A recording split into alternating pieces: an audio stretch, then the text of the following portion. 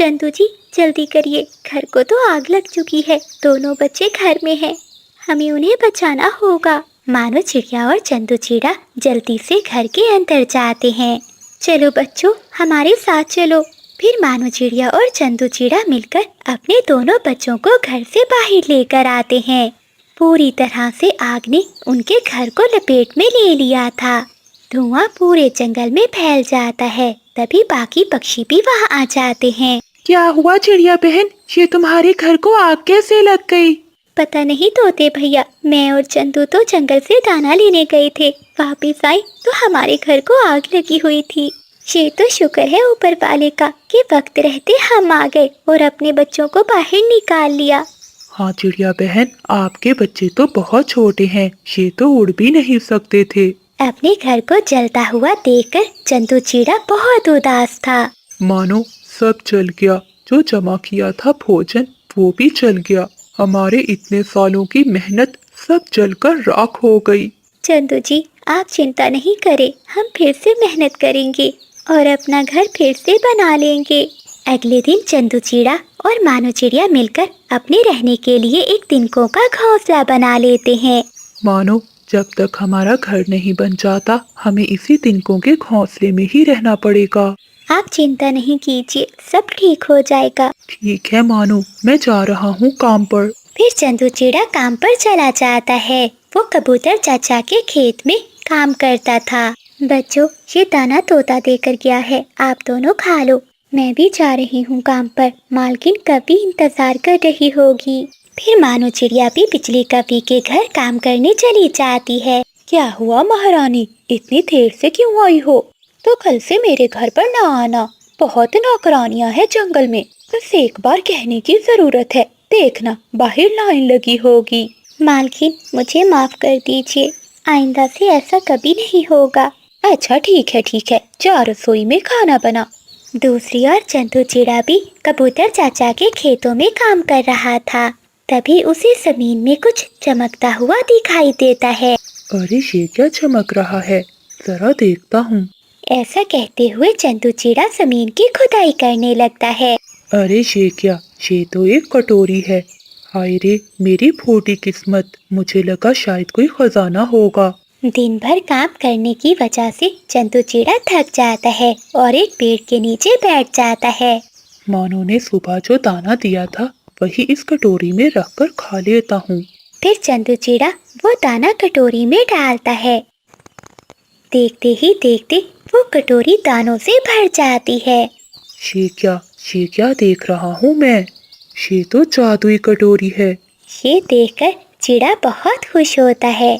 ऊपर वाले ने हमसे जो लिया उसके बदले में हमें दुगना दे दिया। चंदू चिड़ा शाम को खुशी खुशी वो कटोरी लेकर अपने घर चला जाता है। चंदू जी, घर में आज खाने को कुछ भी नहीं है, बस यही एक आम है जो थोड़ा खराब हो गया था, इसलिए मालकिन ने मुझे दे दिया। चंदू चिड़ा मुस्कुराकर बोलता है। चिंता मत करो मानो, हमारे लिए ये आम भी बहुत है। फिर चंदू चिड़ा वो आम उस कटोरी में रखता है और देखते ही देखते वो कटोरी आमों से भर जाती है।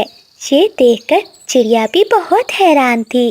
पति जी, ये तो चमत्कार है, आपको ये कहाँ से मिली कटोरी? फिर चंदू चिड़ा मानो चिड़िया को सारी बात बताता है, जिसे सुनकर चिड़िया और उसके बच्चे बहुत खुश होते हैं।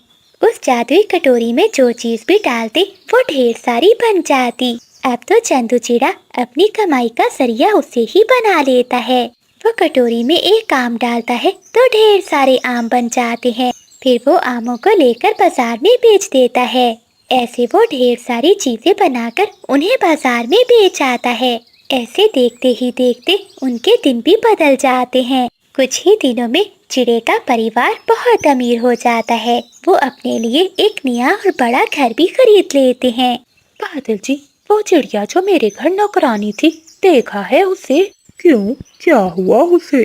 तुम तो सारा दिन मेहनत करते हो दूसरे जंगल में, तुम्हें क्या पता कि हमारे जंगल में क्या चल रहा है।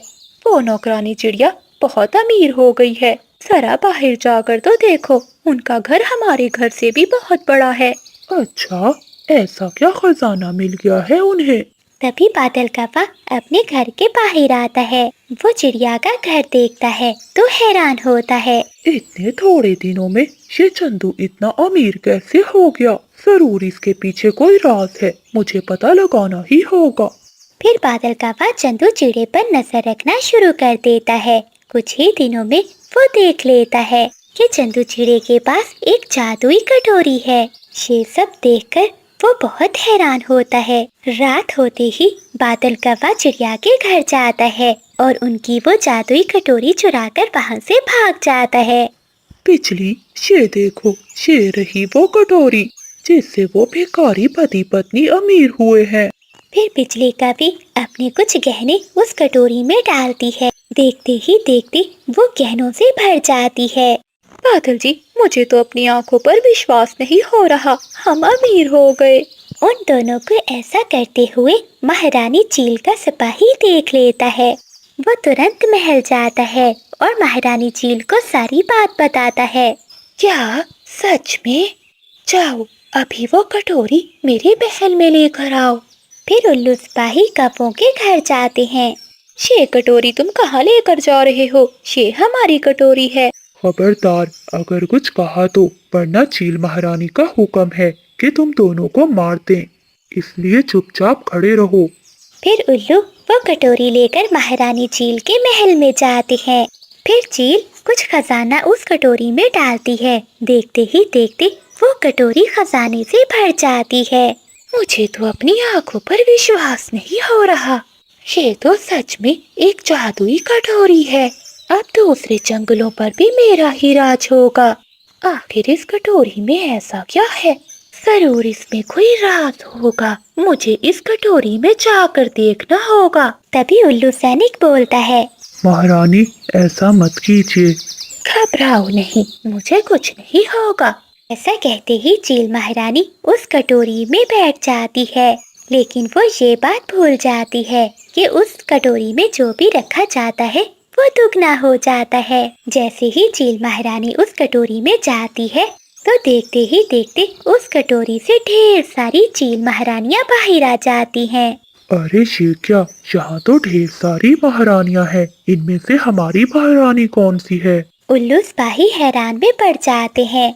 इधर बाहर आते ही सभी चीलें आपस में लड़ने लगती हैं। मैं इस जंगल की असली महारानी हूँ। नहीं, मैं। तभी असली महारानी बोलती है, मैं इस जंगल की असली महारानी हूँ और तुम सब जादू से बने हो, इसलिए तुम में से किसी का भी अधिकार नहीं है। ऐसे वो सभी चीलें आपस में लड़ने लगती हैं। देखते ही देखते उस लड़ाई में सभी चील महारानियां एक दूसरे से पानी कुछ ज्यादा ही बढ़ गया है। कोमल, एक बाल्टी मुझे दो, मैं भी पानी निकालता हूँ। अदी जी, आप तो सारा दिन के थके हारे आए हैं, हम कर लेंगे। थोड़ा सा पानी कम हो जाए तो मैं सबके लिए भोजन भी बना दूंगी। माँ, पिता की तबीयत कैसी है? बेटे, तुझे तो पता है तेरे पिता अब चल फिर नहीं सकते, बस घोंसले में ही लेटे रहते हैं। दवा मैंने दे दी है, बस आराम कर रहे हैं। जंगल के सभी पक्षियों ने अपने पक्के मजबूत घर बना लिए थे, जबकि बंटी चिड़ा अपने परिवार को लिए नदी के किनारे एक पेड़ पर घर बनाकर रह रहा था। गर्मी और सर्दी के मौसम में तो पानी का बहाव कम रहता था, लेकिन बारिश के मौसम में पानी का बहाव बहुत तेज हो जाता था। सारा दिन बारिश होने के बाद रात को बारिश रुक जाती है। बहू, जाकर रसोई में देख कि अनाज पड़ा है कि नहीं, कहीं वो भी बारिश के पानी में भीग तो नहीं गया। नहीं माँ जी, मैंने राशन ऊंचे में रख दिया था, मैं अभी सबके लिए भोजन बना कर लाती हूँ। फिर कोमल चिड़िया रसोई में जाती है और भोजन बनाती है। वो पूरा परिवार रूखा सूखा भोजन खाता है। बेटे, अब हमें अपना पक्का घर बनवा